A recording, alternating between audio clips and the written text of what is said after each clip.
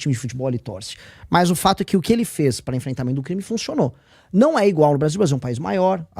Institucionalmente falando, o Brasil é um país diferente. Dito isso, a ideia de impor lei e ordem e destruir não só o crime organizado, mas o aparato cultural ligado a ele, para mim isso funciona e nós precisamos fazer. O que é o aparato cultural ligado a ele? Isso aí não torna a coisa um pouco mais subjetiva? Porque, veja, eu não sei, não sou um estudioso, nunca fui a El Salvador. Mas um argumento que recorrente um dos argumentos, porque um deles é o do tamanho. Você já acabou de falar que aqui no Brasil é diferente, eu concordo contigo. Mas um outro o cara tá mandando prender todo mundo, meu irmão. Tem uma tatuagem, prende, foda-se. Entendeu? É que assim, imagina que você mora numa área ligada ao Comando Vermelho, você já tem passagem pela polícia e você tem uma tatuagem do Comando Vermelho. E aí você tá numa operação que foi decretada um estado de exceção em que o Exército e as forças policiais vão entrar nesses bairros. Você, no meio dessa operação, você apareceu ali ligado a esses caras com investigações que foram pegando suas relações com esses caras, você tinha essa tatuagem, você foi detido. A maior parte dos caras que não tinham atuação política criminal direta foram soltos. Tá. Que aí foi que se não criado um espantalho ao redor do Bukele, ao redor disso. Mas, dito isso, eu em geral... Eu tô te perguntando principalmente porque eu não sei mesmo, tá ligado? Não, mas é verdade. E aí, daí eu entro um ponto, mas e Renan, e essas violações de direitos humanos? Cara, o primeiro ponto que a galera tem que entender, e aí esses sociólogos de esquerda ficam muito pistola, porque a opinião pública nunca compra o papo deles, e ainda bem. A maior violação de direitos humanos que nós temos, por exemplo, no Brasil, é o fato de quase 30 milhões de brasileiros viverem sob o comando do crime organizado. Isso é uma violação de direitos humanos que acontece diariamente. Ou o fato de a gente perder de 35 a 45 mil pessoas vítimas de homicídio todos os anos. E mais, essa estatística ela pode estar, vamos dizer, subestimada, porque a gente tem um número de desaparecidos por ano. Então, se um cara lá foi alvo de um crime organizado e ele desapareceu, ele fica por um tempão na estatística de desaparecido. E é gigantesca, dezenas de milhares de pessoas na estatística dos desaparecidos. Então, isso é uma violação monumental de direitos humanos. Aí a gente pode falar, poxa, pode ter uma injustiça aqui e ali. O Estado não é perfeito e nunca será. O Estado brasileiro fica cultuando o SUS, um monte de gente morre na fila do SUS, o SUS também é muito mal administrado e nem por isso estamos jogando o SUS fora. Ninguém precisa, o SUS não serve pra nada. Então, um sistema que prenda esses caras no momento de guerra, no momento de exceção em que a gente vai precisar derrotar esses caras, pode ser que tenha injustiças e assim, provavelmente terá. Não tem que falar, isso é alvo alvo de erros. Não, pô, são humanos fazendo coisas humanas. Ainda mais coisas humanas conflituosas. Dito isso, você vai ter que tomar uma decisão utilitarista. A decisão utilitarista vamos retomar essas áreas, vamos libertar as pessoas, e aí os caras ligados ao crime organizado, aí depois, presos, bem presos, todo o aparato financeiro, tecnológico, administrativo, territorial, militar, das facções, tomado, destruído, um novo arcabouço institucional para impedir que outras coisas surjam no lugar, e a gente elimina esse assunto. O Bukele tá tocando isso. O Bukele fez isso. Outras críticas tem ao Bukele. O Bukele, ele agora vai poder se reeleger. Veja, não é muito diferente do que passou com o Fernando Henrique quando ele passou a emenda da reeleição. A questão é, ele pode comprar uma espécie de uma prática clássica latino-americana de quartelada e tal? A se ver. Por enquanto, ele é um cara altamente aprovado pela população. De fato, os resultados que ele entregou são verdadeiros. Se você anda na capital, em São Salvador, e com o seu celular na rua a qualquer hora, você não vai ser roubado. As populações reconhecem isso. A gente mandou gente nossa pra ver lá. A imprensa internacional não consegue falar de lá. Poderia falar a farsa de El Salvador. Não tem ninguém falando da farsa, porque é real, é concreto. Caiu e muito. É o país mais seguro das Américas. O que dá pra fazer é criticar o método, mas o resultado tá lá. Não tem como criticar o resultado. E mesmo o método, eu acho o seguinte, a América Latina tem 3 grandes problemas, e é bem interessante a gente ver isso. Um grande problema é o problema do crime organizado. Porque ela toma quase todos os países da América Central e da América do Sul. E aí existem essas discussões bizantinas inúteis sobre métodos, a recuperação ou não. O Bukele foi o cara que mostrou que o rei tá nu. Ele falou, cara, e se a gente só destruir esses caras? E ele destruiu os caras. E isso elimina boa parte daquelas grandes elucubrações de estudantes de direito e papo de direitos humanos. Cara, se parece uma organização terrorista, se o Hamas vem pro Brasil, a gente tem que destruir o Hamas. Não tem muito papo. Agora, se é uma organização, uma facção criminosa, a gente vai dialogar. Não, cara, vamos destruir igual a gente destruiu o Hamas. Papo muito reto, muito simples. E aí a parte cultural que eu tinha citado, pra não perder o fio da meada do que você havia colocado, Igor. O Bukele, ele pegou e ele começou a destruir os símbolos mortuários, vamos botar ali, nos túmulos dos caras, que reverenciavam o estilo de vida. Porque um cara morria e era de uma facção criminosa, eles faziam um super, sei lá, sarcófago, um mausoléu gigante pro cara, pra falar, pô, ó, que legal. Pô, isso foi justamente a política adotada pelo governo que sucedeu os nazistas na Alemanha para acabar com os símbolos nazistas, por política de desnazificação, para eliminar o status cultural de pertencer a uma facção. O Kelly tá certo em fazer isso. E eu acho que a gente tem que fazer isso. Acho que não tem que ser legal você curtir o Comando Vermelho. O Comando Vermelho mata a gente todo dia. Imagina, tem uma organização política, que é o Comando Vermelho, que mata a gente todo dia no Brasil. O PCC também.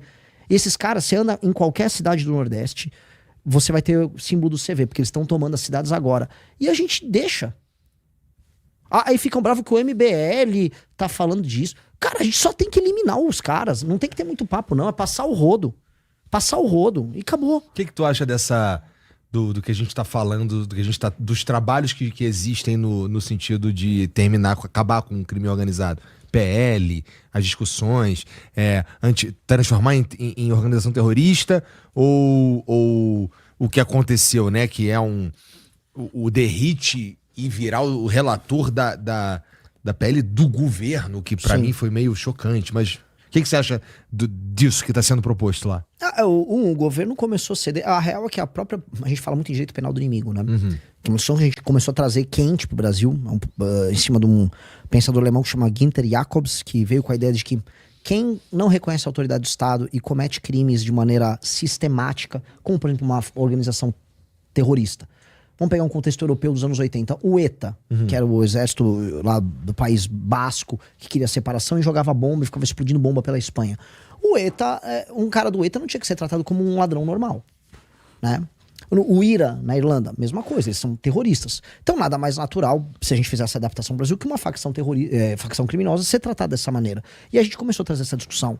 O governo, por algum milagre, entrou com um projeto que se encaminhava por essa linha, mas que tudo que envolve o governo federal tem sempre as armadilhas, que ele também centralizava o poder de ação contra o crime organizado no governo federal. Na Polícia Federal, governo federal, e alguns diziam que isso já terminar em STF. O Derrite, ele dá um freio de arrumação para empoderar as polícias. Por isso que o governo tá falando, ele quer sabotar a Polícia Federal. Não é exatamente isso. Quem quiser destruir o crime organizado, o governador que quiser focar em destruir o crime organizado, ele destrói o crime organizado. Se as polícias tiverem meios de ação, as polícias derrotam o crime organizado. E não é nem o exército, não é ninguém, são as polícias. E aquele papo da integração entre as polícias é importante? Sim, eu concordo. Inclusive, num governo nosso, a gente teria que integrar... por exemplo, se você vai fazer uma operação para tomar o Rio de Janeiro, retomar o Rio de Janeiro, retomar aquelas favelas que estão sob comando. É legal que, paralelamente, alguém esteja agindo contra, vamos dizer, as facções do Comando Vermelho lá no Ceará, que estão tomando as cidades no Ceará. Sim.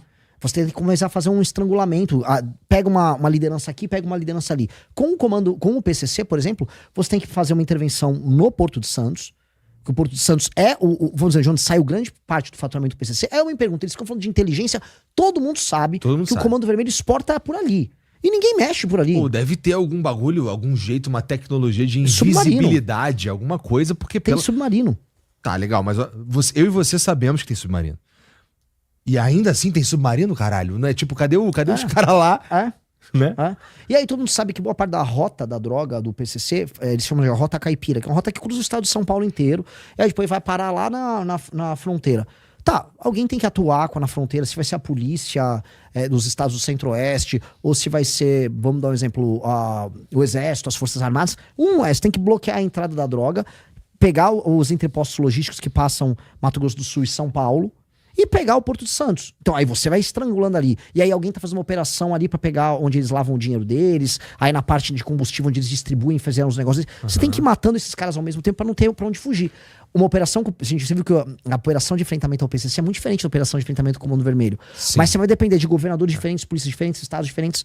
Isso é legal, tem a integração, mas todo dia está tendo crime. O que eu quero dizer é assim, você não precisa de uma grande integração pra resolver o caso do Ceará. O caso do Ceará, eu fui pegar essa cidade de Saboeiro, que morreu a Antônia Ione, que é uma mulher que se negou a envenenar a comida da polícia e tal. Os caras que eram do Comando Vermelho na cidade eram 2 caras.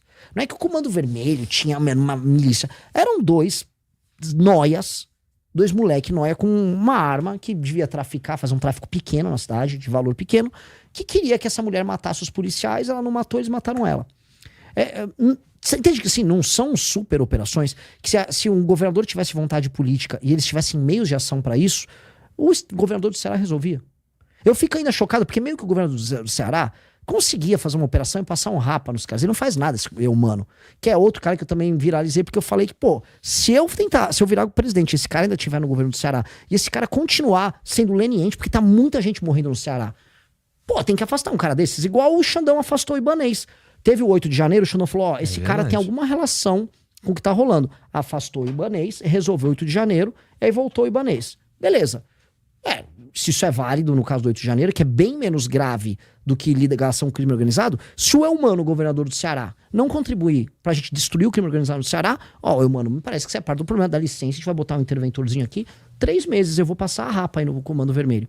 Então, eu acho que no Nordeste tem um lance que é falta total e completa de vontade política, mas uma espécie de uma leniência mesmo, e é certo, vamos dizer, certo, não, leniência é a palavra certa, certa simpatia, inclusive, pelos caras. Na Bahia a gente sabe de que é isso. O governador da Bahia só falta abraçar ali o pessoal das facções. Uma pergunta completamente idiota agora, porque, voltando lá no lance do Porto de Santos, cara, se a gente sabe qual que é a complexidade de tornar o Porto de inutilizar o Porto de Santos pra tráfico de drogas, qual que é a complexidade real dessa porra? Não dá pra ter os polícia lá fazendo um trabalho... Porque eu não sei realmente qual que é a complexidade. Você tem administração que é federal, alguma coisa é governo de São Paulo, mas é mais federal. Aí você tem... Que assim, as coisas são muito óbvias, né? Eles exportam por ali, todo mundo sabe que eles exportam por ali.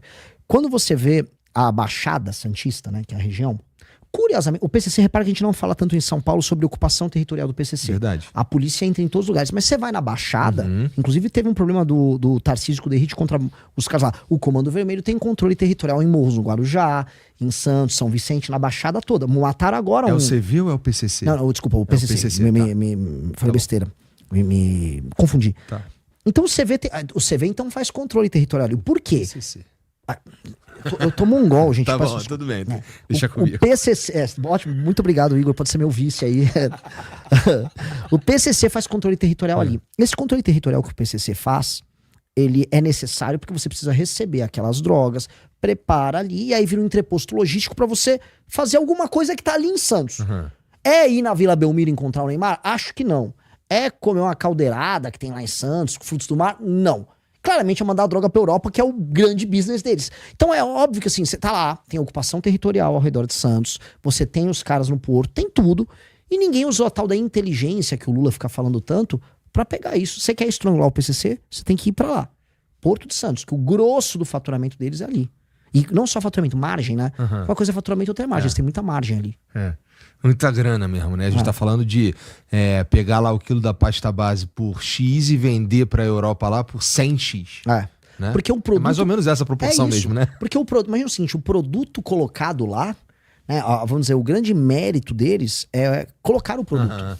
A jornada do cara é como você tira o produto do ponto A com o ponto B, com fiscalização, ela gastou. Então, a margem que eles têm em fazer o produto chegar no cliente, na ponta, é enorme. E aí é um mérito, né, administrativo dos caras. Você tem que destruir isso.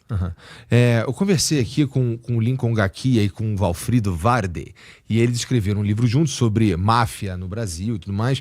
O Lincoln é reconhecido como um cara que entende pra cacete de combate à facção criminosa, que já foi lá na Itália, estudar máfia mesmo. E eles propõem algo que parece uma agência, uma superpolícia, uma autoridade, como se fosse uma Anvisa, só que da segurança, que ela vai, gerencia e eu não sei se eu entendi direito, mas que gerencia e coordena as polícias no trabalho de destruição e repressão das facções. Tu diria que esse é um bom caminho? Eu diria que esse é um bom